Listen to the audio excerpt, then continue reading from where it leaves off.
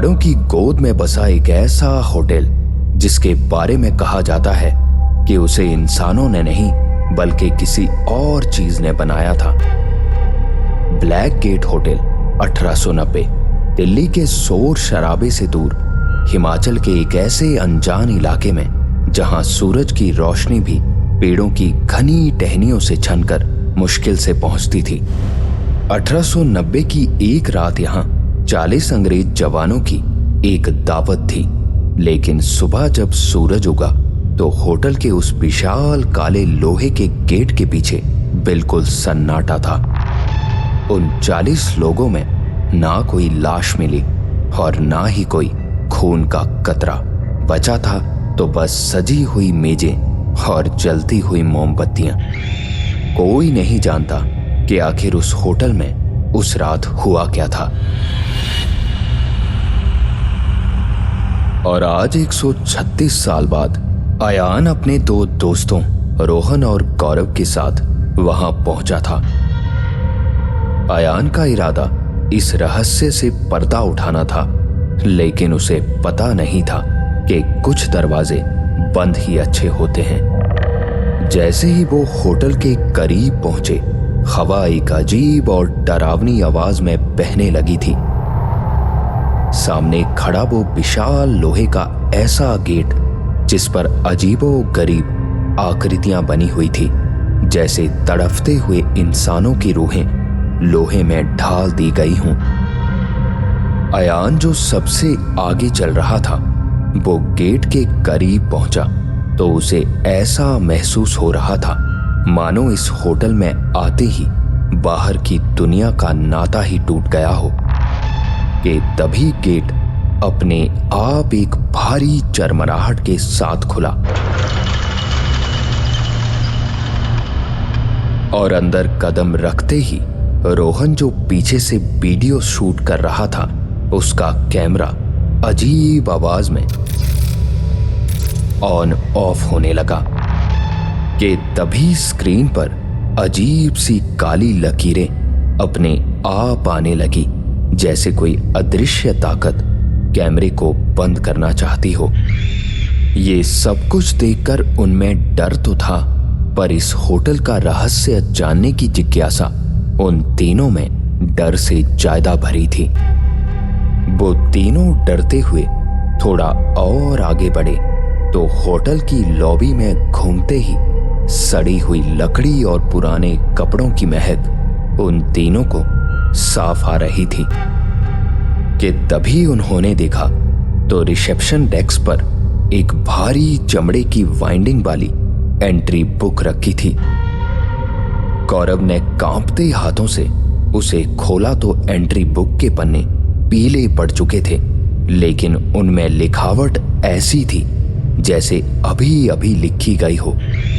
कि तभी अयान ने देखा कि 1890 की आखिरी एंट्री के नीचे एक खाली जगह बनी थी।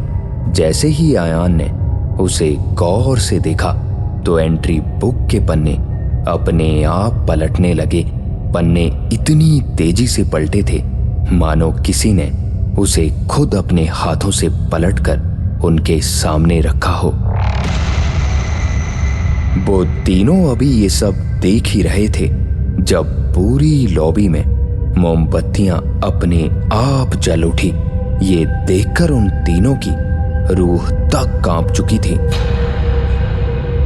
क्योंकि थोड़ी ही देर पहले जहां धूल और मकड़ियों के जालों के सिवा कुछ नहीं था, वहां अचानक ये मोमबत्तियां आखिर आई कहां से।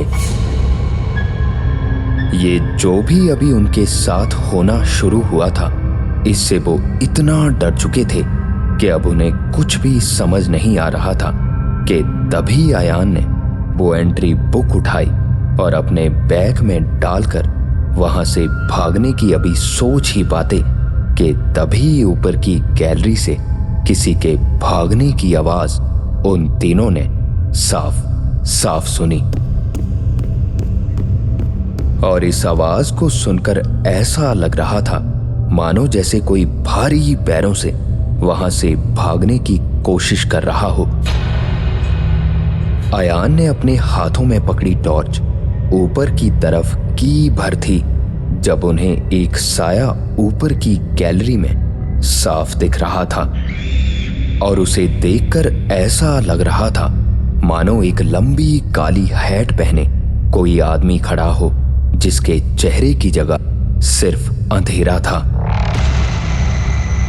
कि तभी रोहन कैमरा उठाकर उस साए की तस्वीर लेने को अभी हुआ भर था जब कैमरा स्क्रीन में देखते ही रोहन की चीख निकल गई, क्योंकि उसकी कैमरा स्क्रीन पर अब एक चेहरा साफ दिख रहा था जो अयान के ठीक पीछे खड़ा उसकी गर्दन पर धीरे धीरे अपना हाथ बढ़ा रहा था।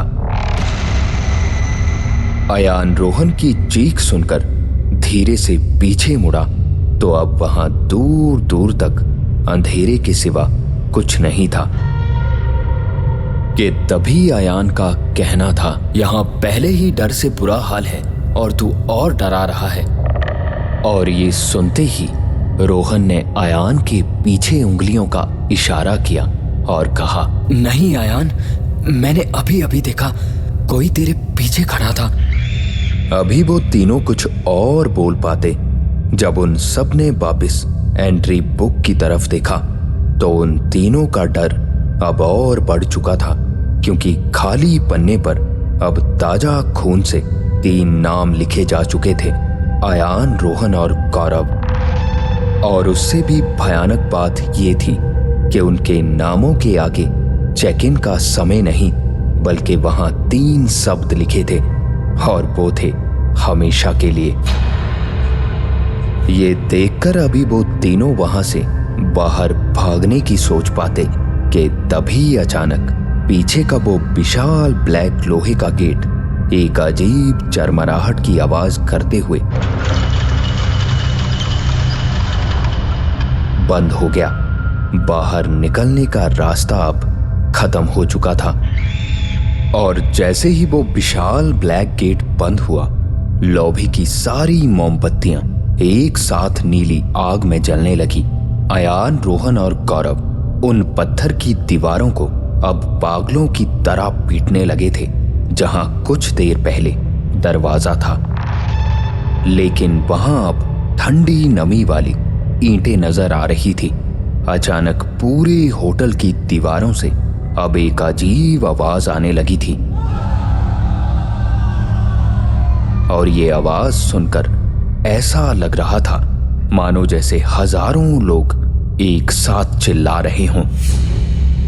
गौरव ने ये सुनने के लिए अपना कान दीवार में लगाया भर था तो दूसरे ही पल गौरव एक झटके में पीछे हटा।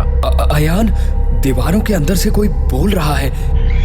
ये सुनते ही वो डाइनिंग हॉल की तरफ ये सोचकर भागे कि शायद वहां कोई बाहर जाने का रास्ता मिल जाए, लेकिन वहां पहुंचते ही वहां का नजारा देखकर उनके पैरों तले जमीन खिसक चुकी थी, क्योंकि डाइनिंग टेबल जो कुछ देर पहले धूल से भरी थी अब आलीशान तरीके से सजी हुई थी।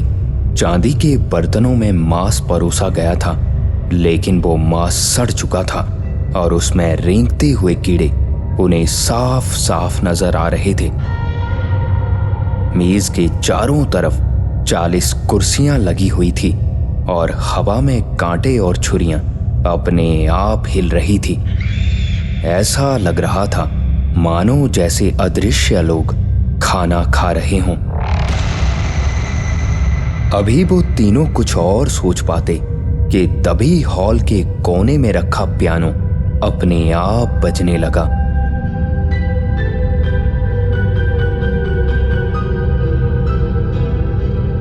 और पियानो में बज रही धुन धीरे धीरे और बढ़ती जा रही थी। अयान ने अपनी टॉर्च फर्श पर मारी तो उन तीनों को 40 जोड़ी जूतों के निशान फर्श पर साफ बनते दिख रहे थे, जो नाचने की मुद्रा में घूम रहे थे।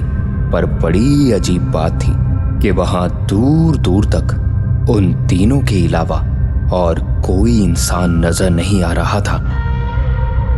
ये देखते ही रोहन ने अपने कैमरे का नाइट विजन ऑन किया और कैमरे की स्क्रीन पर उन्हें वो दिखा जो उन तीनों की कल्पनाओं से बिल्कुल परे था, क्योंकि हर कुर्सी पर एक अंग्रेज नौजवान बैठा था, लेकिन उनकी खाल उधड़ी हुई थी। उनकी आंखें मानो बड़ी बेरहमी से किसी ने सिल दी हो। और सबसे डरावनी बात तो ये थी कि वो सब नौजवान एक ही दिशा में देख रहे थे, जहां सिर्फ दीवार के अलावा और कुछ नहीं था। आयान ने हिम्मत जुटाकर वहां जाकर देखा तो पाया कि होटल की पेंटिंग के नीचे इंसानी बाल बाहर निकल रहे थे। अब उसे समझ आ रहा था कि शायद 1890 में वो 40 लोग गायब नहीं हुए थे, बल्कि उन्हें इस होटल की दीवारों के अंदर जिंदा चुन दिया गया था। और होटल की ईंटें पत्थरों से नहीं बल्कि उन नौजवानों की हड्डियों और खून से बनी थी। अभी वो तीनों ये सब देख ही रहे थे जब अचानक एक भारी आवाज उस पूरे होटल की दीवारों में गूंजी। मेहमानों का स्वागत करो। और अचानक धीरे धीरे दीवारों की ईंटें अपने आप खिसकने लगी और अब उन ईंटों के बीच से नीली पड़ चुकी उंगलियां बाहर निकलने लगी थी। और दीवार के पास खड़ा आयान अभी भाग पाता उससे पहले ही आयान के पैर उन हाथों की पकड़ में थे। रोहन और गौरव ये देखते ही पीछे की तरफ हटे, लेकिन उनके पीछे खड़ी एक पुराने जमाने की लकड़ी की आदम कद घड़ी अपने आप खुल गई। घड़ी के अंदर कोई मशीन नहीं थी, बल्कि एक कटा हुआ सिर लटका था जो धीरे धीरे अब अपनी आंखें खोलने लगा। आयान की टॉर्च अब फर्श पर गिरते ही बुझ चुकी थी। अब उनके पास सिर्फ रोहन के कैमरे की छोटी सी नाइट विजन स्क्रीन थी जो सब कुछ हरा और डरावना दिखा रही थी। तभी अचानक डाइनिंग हॉल का फर्श बीच से अपने आप फटने लगा। लकड़ियां चरमराई और एक पुरानी सड़ी हुई सीढ़ी नीचे के अंधेरे में उतरती हुई दिखने लगी थी। और उस सीढ़ी को देखते ही आयान का कहना था, हमें नीचे जाना ही होगा, वही एक रास्ता है, वरना ये दीवारें हमें यहीं चिन देंगी। आयान ने खुद को किसी तरह दीवारों से निकलते उन पंजों से आजाद कराया और वो तीनों नीचे उतरने के लिए भागे। पर अभी वो तीनों नीचे उतर पाते कि तभी हवा में सड़े हुए गोश्त की महक इतनी तेज आने लगी मानो किसी ने गोश्त खाने का दरवाजा खोल दिया हो। और अब नीचे की दीवारें पत्थर की नहीं बल्कि काले कोयले जैसी लग रही थी, जो लगातार सिकुड़ रही थी, मानो जैसे थोड़ी ही देर में सब कुछ सिकुड़कर यहीं खत्म हो जाएगा। कि तभी उन तीनों ने नीचे उतर कर देखा तो तहखाने के बीचों बीच एक विशाल कमरा था। और बड़ी अजीब बात थी, वहां 40 मोमबत्तियां एक घेरे में जल रही थी और घेरे के बीचों बीच एक पत्थर की कुर्सी लगी थी जिस पर कोई पुराने जमाने के कपड़े पहने कोई औरत बैठी थी, लेकिन उसके शरीर पर खाल नहीं, सिर्फ नसों का एक जाल जैसा लग रहा था। और उस औरत के सामने इसी होटल की पूरी तस्वीर बनी थी, जिससे वो औरत नसों से ऐसे जुड़ी थी मानो वो कोई तस्वीर नहीं, उसी औरत के शरीर का कोई हिस्सा हो। वो सब देखकर ही महसूस हो रहा था कि यहाँ कुछ ऐसी जादू क्रिया की गई थी जिसे समझ पाना किसी इंसान के बस में नहीं था। अभी वो तीनों ये सब देख ही रहे थे जब अचानक आयान ने डरते हुए और कांपती आवाज में कहा, गौरव पीछे देखो, वहां कोई है।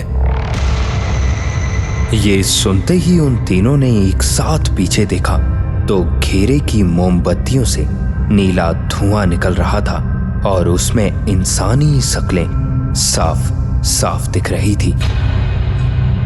पर उससे भी भयानक बात ये थी कि उन मोमबत्तियों के घेरे से थोड़ी ही दूरी पर कोई और भी बैठा था, जिस पर अभी तक उन तीनों का ध्यान ही नहीं पहुंचा था। पर दूर से देखने पर लग रहा था कि वो भी कोई पुराने जमाने का ऑफिसर ही था। पर बड़ी अजीब बात थी, 136 साल बीत चुके थे, पर वो मोमबत्तियों के सामने बैठा ऑफिसर ऐसा लग रहा था मानो कोई अभी अभी उन तीनों के आने से पहले ही बैठा हो। अयान ने अपने बैग से यही सोचकर कि शायद उसी में कुछ लिखा हो जिससे वो तीनों यहां से बाहर निकल सकें, वो पुराना एंट्री बुक निकाला जिसे उसने ऊपर से आते वक्त उठाया था। और जैसे ही अयान ने उस एंट्री बुक को अभी खोला भर था जब मोमबत्तियों के सामने बैठा ऑफिसर अपनी जगह से एक झटके में उठा और ये देखते ही अब उन तीनों की रूह तक कांप चुकी थी, क्योंकि उसकी आंखों के गड्ढों से काला खून बह रहा था। और तभी उसने एक भारी और गूंजती आवाज में कहा, एंट्री बुक को पूरा करने के लिए तुम्हारी ही जरूरत थी। तुम सही समय पर आए हो। ये कहते ही उस ऑफिसर ने अपना हाथ हवा में लहराया तो गौरव अचानक हवा में ऊपर की तरफ उठने लगा। मानो ऐसा लग रहा था कि दूर खड़े उस ऑफिसर का हाथ अब गौरव के गले में कस रहा था। ये देखते ही रोहन उसे बचाने दौड़ा ही था, लेकिन तभी तहखाने की दीवारों से हजारों हाथ बाहर निकलने लगे और रोहन को दीवार के अंदर खींच लिया। अयान अब अकेला ही बचा था। अभी वो भी ऑफिसर के हाथ आता उससे पहले ही सामने जलती उन मोमबत्तियों में दिखने वाले 40 लोगों ने एक साथ कहा, लड़के तुम सही जा रहे हो। यहाँ से बचने का और बाहर जाने का रास्ता उसी एंट्री बुक में है। ये सुनते ही अयान ने उस एंट्री बुक को खोल कर देखा तो एंट्री बुक के आखिरी पन्ने पर अब खून से एक नक्शा बन रहा था। वो नक्शा होटल के उस गुप्त कमरे का था जहां 1890 की उस रात की असली कहानी छिपी थी। ये देखते ही अयान बिना कुछ सोचे नक्शे के बताए हुए रास्ते पर भागने लगा। अभी वो उस तहखाने से थोड़ी ही दूर भाग पाया था कि तभी वो ऑफिसर जो अभी तक गौरव को पकड़े हुए था अयान के पीछे उसे पकड़ने के लिए दौड़ा। ये देखकर अयान को बचना अब मुश्किल लग रहा था कि तभी वो ऑफिसर दौड़ते दौड़ते ही एक ही जगह मानो पत्थर की तरह जम गया। अयान अभी कुछ समझ पाता कि तभी उन जलती हुई 40 मोमबत्तियों से एक बार फिर आवाज आई, लड़के तुम भागो, हम इसे ज्यादा देर नहीं रोक पाएंगे। जल्दी भागो और नक्शे पर बताए कमरे में पड़ी कहानी तुम्हें जाननी ही होगी, तभी तुम यहाँ से बाहर जा पाओगे और हमें भी मुक्ति मिल जाएगी। अयान ये सुनते ही अब पूरी ताकत से नक्शे पे बताए उसी कमरे की तरफ भागा। जैसे जैसे वो उस कमरे की तरफ भाग रहा था पीछे से उस ऑफिसर की चीखें मानो किसी दानव की चीखों में बदलती जा रही थी। और दूसरी तरफ रोहन दीवार के अंदर आधा धंस चुका था और गौरव हवा में लटका हुआ अपनी आखिरी सांसें गिन रहा था। अयान जो अभी तक उस नक्शे के बताए रास्ते पर दौड़ रहा था, आखिरकार वो उस कमरे के दरवाजे पर पहुंचा जिसका जिक्र नक्शे में किया गया था। अयान ने दरवाजा एक झटके में खोला भर था तो एक अजीब गंध अयान साफ महसूस कर पा रहा था। वो गंध ऐसी थी मानो कई सालों से रखी हुई बहुत सारी किताबें गलकर कीचड़ हो गई हों। अयान धीरे धीरे अंदर की तरफ बढ़ा तो कमरे के बीचों बीच टेबल पर एक डायरी रखी अयान को साफ नजर आ रही थी। अयान ने अब और देरी न करते हुए उस डायरी पर पड़ी धूल को झाड़ा और डायरी का पहला पन्ना खोला भर था तो उसके पहले पन्ने में एक सूखा हुआ फूल रखा था और लिखा था, मेरी पत्नी का पसंदीदा फूल। जैसे ही अयान ने उस डायरी का अगला पन्ना खोला भर था कि तभी एक कहानी मानो अयान की खुली आंखों के सामने एक मूवी की तरह चलने लगी थी। 1890 की वो रात साइमन ने अपनी पत्नी को वापस जिंदा करने के लिए उन 40 नौजवानों को दावत के बहाने इस जंगल में बने अपने होटल में बुलाया था और फिर बड़ी ही बेरहमी से उनकी बलि दे दी थी। साइमन अपनी पत्नी से बहुत प्रेम करता था और उसकी पत्नी एक गंभीर बीमारी के चलते जब मर गई तो किसी तांत्रिक के बोलने पर साइमन ने ये कदम उठाया था, जिसमें पहले तो तांत्रिक के द्वारा उस होटल के ब्लैक गेट को मृत्यु जीवन द्वार में बदला गया, जिसके लिए 40 नौजवानों की रूहों की जरूरत थी। और उसके बाद जो भी इस ब्लैक गेट से एक बार अंदर आ जाता, उस इंसान की रूह भी इस गेट में कैद हो जाया करती थी। पर ऐसे जादू टोनों की कुछ कीमतें भी चुकानी पड़ती हैं, जिसमें तांत्रिक का बताना था कि तुम हमेशा साथ तो रहोगे, पर तुम जीवन और मरण के बिल्कुल केंद्र में युगों युगों तक फंसे रहोगे। पर अगर किसी ने भी तुम्हारी पत्नी की किसी पसंदीदा चीज को जलाया तो ये बंधन हर जन्म में टूट जाएगा। साइमन अपनी पत्नी की मौत के बाद इतना पागल हो चुका था कि उसने सारी शर्तें मान ली। उसने शैतान से सौदा किया था कि जब तक इस होटल के ब्लैक गेट पर इंसानी रूहें टंगी रहेंगी, उसकी पत्नी और वो हमेशा साथ रहेंगे। कि तभी अचानक अयान को होश आया।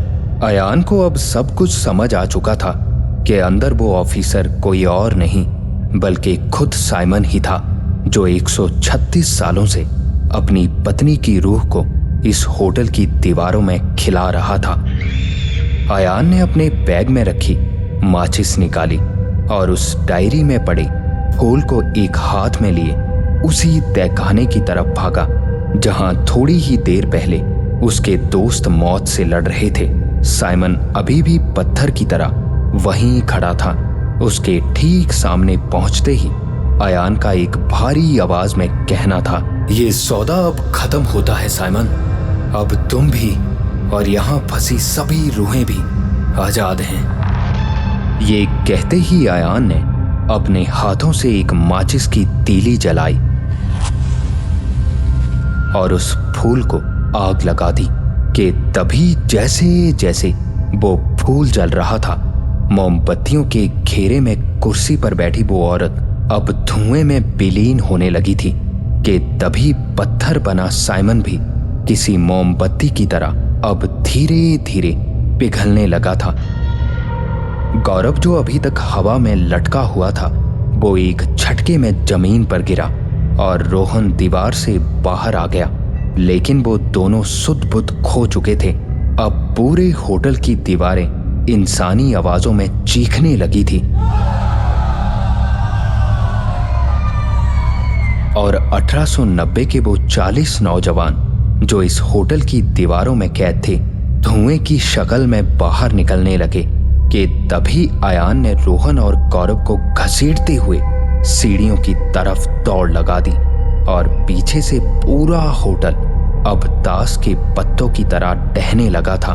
जैसे ही वो तीनों लॉबी से दौड़ते हुए बाहर पहुंच रहे थे, सामने वही विशाल ब्लैक गेट खड़ा था। लेकिन इस बार गेट बंद नहीं बल्कि वो पिघल रहा था और लोहे के बने उस गेट से खून की बूंदें टपक रही थी। जैसे ही वो तीनों गेट के बाहर कूदे, एक जोरदार चीख ने उस पूरे जंगल को दहला दिया था। ये सुनते ही उन तीनों ने मुड़कर पीछे देखा तो अब वहां दूर दूर तक कोई होटल नहीं था। अब वहां चारों तरफ सिर्फ घना जंगल और सूखी जमीन ही नजर आ रही थी कि तभी अयान की नजर अपने हाथों पर पड़ी तो उसकी हथेली पर ताजा खून से एक नंबर लिखा था 1890। अयान अभी अपनी हथेली पर लिखे उन नंबरों की तरफ देख रहा था जब अचानक गौरव अपने माथे से निकलते खून पर हाथ रखते हुए चिल्लाया, वो अभी भी अंदर है, वो अभी भी अंदर है।